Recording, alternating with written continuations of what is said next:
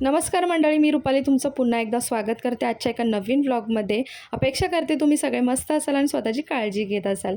तर आज ना मी लोलोला स्कूलला ड्रॉप करायला गेले, त्यावेळेला थोड्याशा भाज्या ज्या आहेत त्या घेऊन आली होती आणि मला आवळे आज इतके सुंदर मिळाले होते ना की त्या आवळ्यांच्या प्रेमात पडले होते अक्षरशः मी। तुम्ही बघू शकता किती क्लीन आवळे होते आणि छोटे होते साईजमध्ये, जणू काही गावठी आवळेच होते, पण मला खूप आवडले। त्यामुळे मी ते अर्धा किलो घेऊन आलेली आहे आणि सुरणाची भाजी खूप दिवसानंतर आणली। जनरली सुरणाची भाजी ना आमच्या आईच्या घरी भरपूर केली जायची आणि मला खूप आवडते, पण इकडे इतकं कोणी खात नाही, त्यामुळे मग मी कधीतरी घेऊन येते। आणि माझ्या आवडीची भेंडी, मला भेंडी प्रचंड आवडते, पण घरी तीसुद्धा कोणी खात नाही। तर कधी कधी ना दुसऱ्यांच्या आवडीचा विचार करता करता कधी कधी आपण आपल्या आवडीचा पण विचार केला पाहिजे। त्यामुळे मी आज थोड्याशा माझ्या आवडीच्या भाज्या आणि कारली, जी कोणालाच आवडत नाहीत तरीसुद्धा मी आणलेले आहेत, कारण 15 दिवसातून एकदा तरी मी कारल्याची भाजी घरी बनवते। कारण जनरली गोडाबरोबर बाकी सगळ्या गोष्टींमध्ये थोडंसं कडू पण आपल्या पोटात गेलं पाहिजे। तर सगळ्या भाज्या ज्या आहेत त्या वॉश करून घेते। आणि हा जो व्हिडिओ आहे ना, तर हा मी गावी जायच्या आधी शूट केला होता, पण कसं काही माहिती नाही माझ्याकडनं ना हा अपलोड करायचा राहून गेला। पूर्ण मी त्याला एडिटसुद्धा करून ठेवलं होतं, फक्त मला व्हॉइस ओव्हर करायचा होता, पण हा व्हिडिओ माझ्याकडनं सुटला होता। तर मी विचार केला आधी काय करू, पण नंतर मग मी ठरवलं जाऊ दे, एवढी मेहनत करून आपण हा व्हिडिओ शूट केला आहे तर तो अपलोड करावा, कारण याच्यामध्ये थोडंफार शिकण्यासारख्या सुद्धा गोष्टी आहेत आणि त्या गोष्टी मी तुमच्यासोबत शेअर करू नये असं होऊच शकत नाही। त्यामुळे मग मी फायनली हा व्हिडिओ जो आहे तो अपलोड केलेला आहे। ते भाज्या वॉश करून झाल्या, त्यानंतर मी येताना सुकं खाऊसुद्धा आणलं होतं। आणि घरामध्ये नाश्ता जरी असला ना तरी संध्याकाळी थोडंफार सुकं खाऊ खाल्लं जातं। मुलांनाही आवडतं, मलाही आवडतं। 2 का असेना टोस्ट किंवा बिस्किट्स पाहिजे चहासोबत, तर छान वाटतं। तर सगळं मी फील करून घेते टोस्ट वगैरे। आणि लोलोलासुद्धा गाठी वगैरे आवडतात, तर त्याच्यासाठी सुद्धा आणलेलं आहे। लोलोचा सुका खाऊ आहे हा, त्याला जनरली असं चिप्स वगैरे इतके आवडत नाहीत, पण मखाने, गाठी, चणे वगैरे या सगळ्या गोष्टी त्याला खूप आवडतात। त्याच्यामुळे त्याच्या आवडीच्या या सगळ्या गोष्टी घेऊन आले। त्यानंतर त्याला आवडतात ह्या नळ्या, ह्यासुद्धा खूप आवडतात, पण मी थोड्या थोड्या प्रमाणातच देते, खूप जास्त एका वेळेला देत नाही त्याला।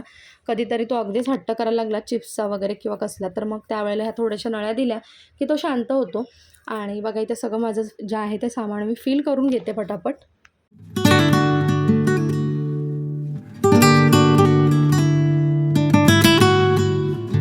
तर आता ना थोडंसं उष्णसुद्धा जाणवायला लागलेलं आहे, म्हणजे प्रॉपर उन्हाळा चालू झाला असं म्हणू शकत नाही, पण थोडेसे उष्णता जाणवायला लागले। त्यामुळे ना दही वगैरे जास्त खाल्लं पाहिजे। मी असंसुद्धा दही खाते, पण मला इतकं आवडत नाही, म्हणजे ताक वगैरे हा प्रकार जास्त आवडत नाही मला। त्यामुळे ना मी अशी कोशिंबीर वगैरे बनवून खाते, त्यामुळे वेजेस पण जातात पोटात आणि दहीसुद्धा जातं। तर मस्त अशी माझ्या स्टाईलने मी कोशिंबीर बनवली, त्याच्यामध्ये थोडेसे ना खारी बुंदी जी आहे तीसुद्धा टाकलेली आहे आणि मस्त अशी आपली कोशिंबीर थंडगार तयार झाली आहे। दोन्ही कामं होऊन जातात, दही पण पोटात जातं आणि व्हेजिटेबल्ससुद्धा पोटात जातात। तर इथेच जेवण वगैरे माझं झालं आणि थोडंसं मी रेस्ट केला आणि मग संध्याकाळी उठल्यानंतर माझं असतं ना की खिडकीत थोड्या वेळ बसणं विंडोमध्ये, कारण खूप छान हवा येते संध्याकाळच्या वेळेला। थोडंसं म्हणजे काय म्हणतात ते, सूर्यास्त होण्याची थोडीशी वेळ जवळ आलेली असते आणि मस्त असं गारवा सुटलेला असतो, थोडंसं हलकंसं कोवळं ऊनसुद्धा असतं, म्हणजे उन्हाचं प्रमाण जे कमी होत असतं ना, उतरतं ऊन, तशा प्रकारचं वातावरण असतं, तर खूप छान वाटतं। आणि भाज्या ज्या वॉश करून ठेवल्या होत्या म्हटलं आता क्लीन करून घ्याव्या, तर माझ्या लक्षात आलं की कारलं जे आहे ना, तर मी आत्ता अर्धा किलो आणलं होतं आणि ऑलरेडी ना माझ्याकडे फ्रीजमध्ये पाव किलो जे होतं कारलं होतं। तर म्हटलं चला आता ह्या सगळ्याचीच भाजी बनवूया आणि मग मी ते वॉश करून ठेवून दिलं कट वगैरे करून। आणि मग इथे मी आज बनवायला घेतलेले चॉकलेट्स। मुलं खूप दिवसापासून मागे लागले होते की मम्मी चॉकलेट्स बनव, डार्क चॉकलेट्स। तर माझ्याकडे हे पॅकेट होतं डार्क चॉकलेटचं, तर ते मी आज ओपन केलेलं आहे आणि हे 2 MMचं आहे। खूप खूप टेस्टी चॉकलेट आहे, खूप सॉफ्ट आणि मस्त चॉकलेट आहे। मी मागे मोरदेचं आणलं होतं, त्याच्यापेक्षा मला ह्याची टेस्ट ना खूप छान वाटली आणि थोडं त्याच्यापेक्षा कॉस्टली आहे, पण खूप छान आहे। मुलांना जर घरगुती तुम्हाला चॉकलेट्स बनवून द्यायचे असतील ना, तर 2 MMचं नक्की वापरा तुम्ही। आणि मी ते चॉकलेट काढून घेतलं आणि डबल बॉयलर सिस्टमने ना त्याला मेल्ट करून घेणार आहे। अगदी सोपी पद्धत आहे, तुम्हाला जितकं चॉकलेट्स बनवायचे तितकं काढून घ्या, डबल बॉयलर पद्धतीने त्याला मेल्ट करून घ्या। हवं असेल थोडंसं त्याच्यामध्ये तूप किंवा मग तुम्ही थोडंसं बटरही टाकू शकता। तर मी ते काहीच टाकलेलं नाही, नॉर्मली प्लेन चॉकलेट्स घेतलेले आहेत। आणि तुमच्याकडे जर काही फिलिंग्स असेल तर ते फील करून तुम्ही घेऊ शकता त्याच्यामध्ये। तर मी इथे ना थोडेसे नॉर्मल चॉकलेट्स बनवणार आहे, थोडेसे मी राईस बॉल वापरून बनवणार आहे आणि थोडेसे ड्रायफ्रूट्स। त्यामुळे मी इथे ना बदाम घेतलेले आहेत, तर बदामसुद्धा थोडे संपले होते छोट्या बरणीत, तर ते काढून घेतले आणि हे ग्लास जार तुमच्यासोबत मी शेअर केले होते, जे मी डीमार्टमधून आणले होते शॉपिंग करून आणि खूप छान आहेत, क्वालिटी खूप सुंदर आहे याची. मी तुमच्यासोबत तेव्हाही शेअर केलं होतं आणि आता मी जवळजवळ महिना दीड महिना वापरते, तर मला खरंच खूप छान एक्सपिरियन्स आला. फक्त एक काळजी घ्यावी लागते की यांना हळूवारपणे हाताळावे लागतं, नाहीतर फुटलं वगैरे तर मग पैसे गेले वाया सगळे. तर मी खूप हळूवारपणे या गोष्टी हाताळत असते. बदाम इथे थोडेसे मी ना रोस्ट करून घेतले, ड्राय रोस्ट करून घेतले. तुम्ही घीमध्ये वगैरे पण घेऊ शकता. आणि त्यानंतरनं मग चॉकलेट जे हे मी मेल्ट करून ठेवलं होतं ते बऱ्यापैकी गार झालं होतं. तर पायपिंग बॅगमध्ये मी हे काढून घेते. तुमच्याकडे पायपिंग बॅग नसेल तरीसुद्धा चालेल. चमच्याने सुद्धा तुम्ही काढून काढून फिल करू शकता. आता माझ्याकडे पायपिंग बॅग होती, त्यामुळे मी त्यामध्ये टाकून घेतलेलं आहे. आणि मस्त तुमच्याकडे जे काही मोल्ड असतील चॉकलेट मोल्ड, तर त्याच्यामध्ये तुम्ही बनवू शकता. अगदीच काही नसेल ना, तर तुमचा आईस ट्रे जो असतो ना फ्रीजमधला, त्याचा वापर करूनसुद्धा तुम्ही चॉकलेट बनवू शकता. तर माझ्याकडे हे मोल्ड होते, त्यामुळे मग मी तेच वापरलेले आहेत. आणि पायपिंग बॅग जेव्हा वापरताना तर पुढचे बबल्स जे असतात ते क्लिअर करून घ्यायचे, नाहीतर मग चॉकलेट व्यवस्थित पडलं जात नाही. तर इथे मी पायपिंग बॅगने सगळं जे मोल्ड आहे ते फिल करून घेते. आणि माझ्याकडे ना हे राईस बॉलसुद्धा आहेत.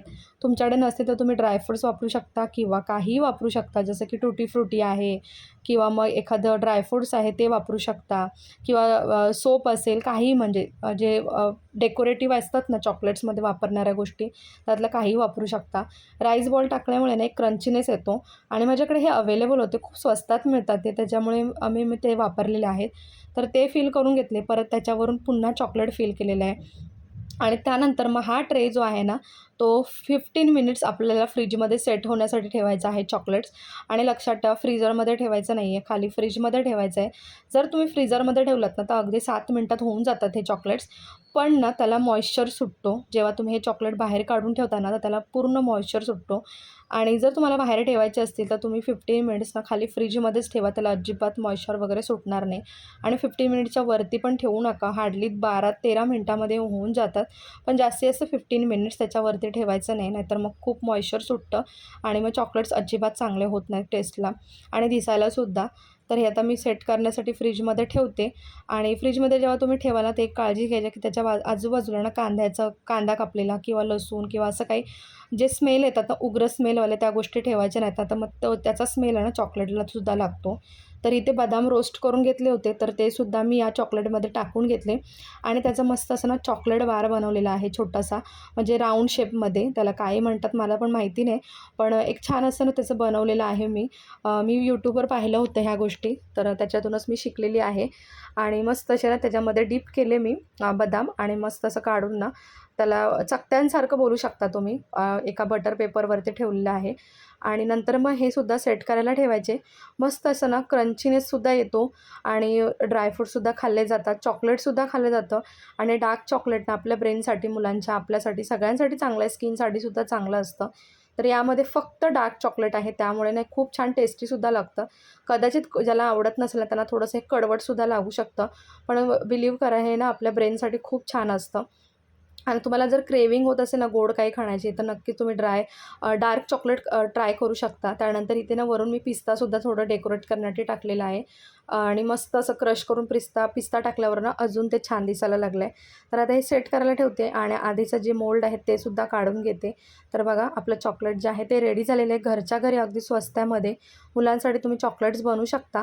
तर या सुट्टीमध्ये ना नक्की तुम्ही ट्राय करा. घरी मुलं आपल्याला सुट्टीला घरी असतात तेव्हा खूप सतावतात की चॉकलेट्स पाहिजेत, हे पाहिजे, ते पाहिजे, आणि त्यांना सतत काही नाही काही खाण्याची इच्छा होते. त्यामुळे अशा प्रकारे जे चॉकलेट बनवून ठेवले तर तुम्ही त्यांना नक्की देऊ शकता. तर मी ना काय केलं, चॉकलेट थोडंसं राहिलं होतं टोपाला वगैरे चिटकून, मग त्याचा ना असं छान त्याला ना चॉकलेट मिल्कशेक बनवून दिला प्रज्ञाला. आणि त्याला खूप आवडतं. दूध वगैरे टाकून त्याच्यामध्ये मस्त मिक्सरमधून फिरवून घेतलं आणि ड्रायफ्रूटसुद्धा टाकले आणि छान असं त्याला ना चॉकलेट मिल्कशेक बनवून दिला.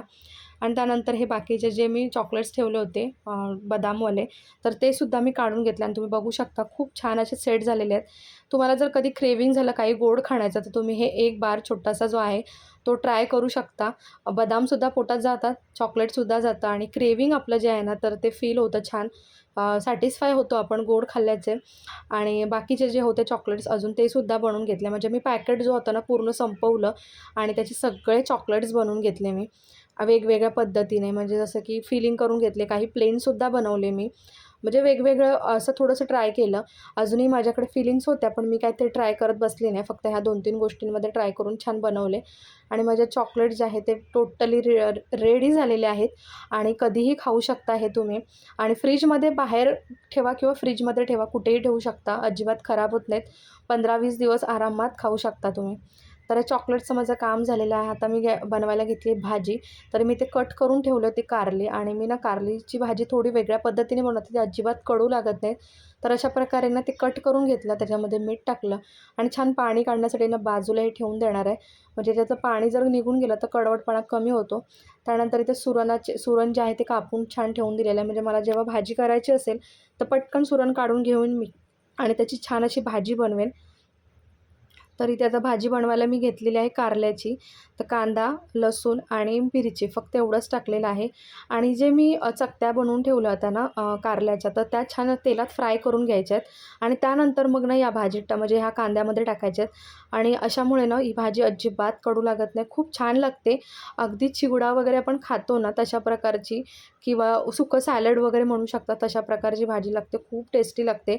माझ्याकडे ती क्लिप मिस झाली मी जेव्हा ते फ्राय केले आणि त्याच्यावरून नंतर थोडंसं सुकं आपलं ओलं खोबरं टाकायचं आहे आणि खूप छान टेस्ट लागते. नक्की ट्राय करून बघा. मुलांना फार आवडते ही भाजी.